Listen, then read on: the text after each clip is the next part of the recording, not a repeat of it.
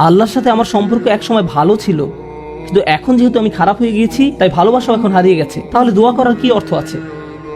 মনে রাখুন, আল্লাহর মতো কেউ আপনাকে ভালোবাসে না। আমি আমার সন্তান বা পিতামাতার প্রতি যে ভালোবাসা প্রদর্শন করি তা আল্লাহ তাআলা আমার ভেতরে দিয়েছেন। আমরা এমনি এমনি কাউকে ভালোবাসতে সক্ষম নই।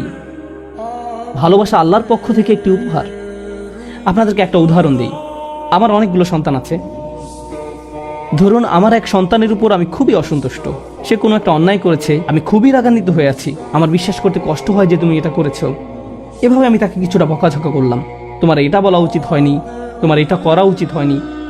তারপরের দিন অন্য এক সময় আমার জন্য তার কিছু একটা করার কথা, যেমন আমার জন্য একটা কার্ড বানানোর কথা,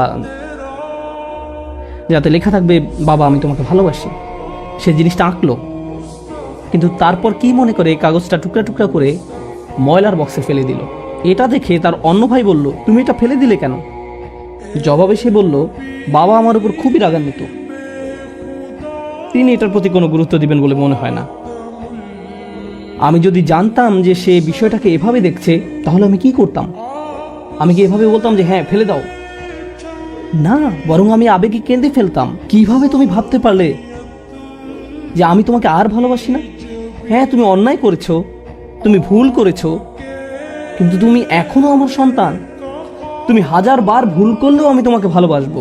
আমাকে ওই কার্ডটি দাও, আমি সেটা ফ্রেমে বাঁধিয়ে রাখবো, ময়লার বাক্স থেকে নিয়ে গ্লাসে আটকিয়ে রাখবো, সারা জীবন ধরে যত্ন করে রাখবো। কেন? কারণ আমি আমার সন্তানদের ভালোবাসি, তারা যতই ভুল করুক না কেন, এমনকি যদি তাদের আচরণ আমাকে রাগান্বিতও করে। এটা শুধু আমি এবং আমার সন্তানদের সম্পর্ক।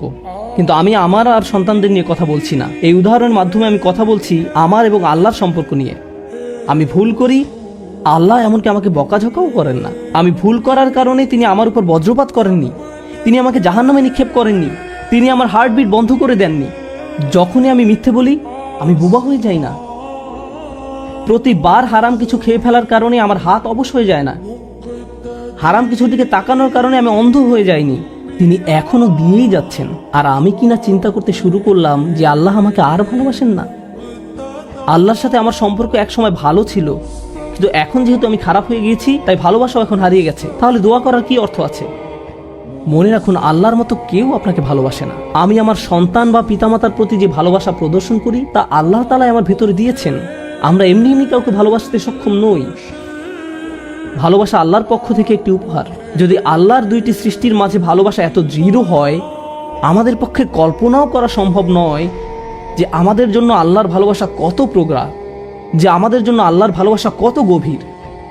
কেউ এর বিপরীত বললে তার কথায় কান দিবেন না। একমাত্র যে মনে করে আল্লাহ তাকে ঘৃণা করে, তার কোনো আর আশা নেই, সে হলো শয়তান। সে এটা বিশ্বাস করে তার ক্ষমা চাওয়ার কোনো কারণ নেই, কারণ তার সকল আশা হারিয়ে গেছে আর সে নিজের সম্পর্কে এটা মেনে নিয়েছে। এখন আপনি যদি নিজের সম্পর্কে এরকম মনে করেন, তাহলে কার পথ আপনি অনুসরণ করছেন? একবার চিন্তা করে দেখুন। যদি আদম আলাইহিস সালাম জান্নাতে থাকা অবস্থায়, আর জান্নাতের চেয়ে উত্তম কোনো জায়গা তো আর আপনার পক্ষে থাকা সম্ভব নয়। তারপর তিনি একটি ভুল করলেন আর আল্লাহ আযজা ওয়া জাল্লা তাকে দুনিয়াতে পাঠিয়ে দিলেন। এখন আদম আলাইহিস সালাম যদি এরকম চিন্তা করতেন, আমার এত বড় একটা ডিমোশন হয়ে গেল, আমি কিভাবে আল্লাহর সাথে আবার কথা বলবো?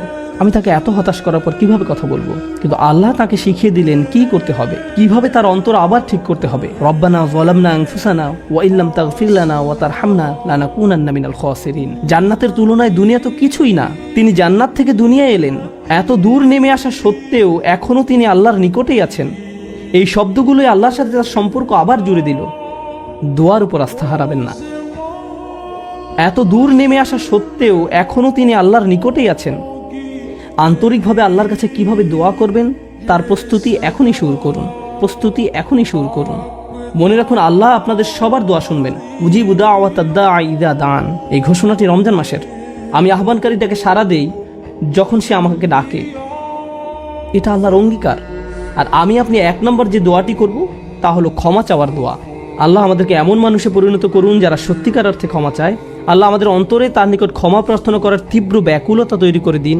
আল্লাহ আমাদের অন্তরকে এমন নরম করে দিন যেন আমাদের চোখ দিয়ে অশ্রু নেমে আসে। আমরা যারা তার নিকট ক্ষমা প্রার্থনা করি, আমাদের সবার জন্য আল্লাহ আযজা ওয়া জাল্লা তার রিজিকের দরজা খুলে দিন। সর্বশেষ একটা বিষয় মনে করিয়ে দিতে চাই যে আল্লাহ আযজা ওয়া জাল্লা অনেক পথভ্রষ্ট জাতিকে ধ্বংস করা থেকে বিরত থাকেন। কেন জানেন?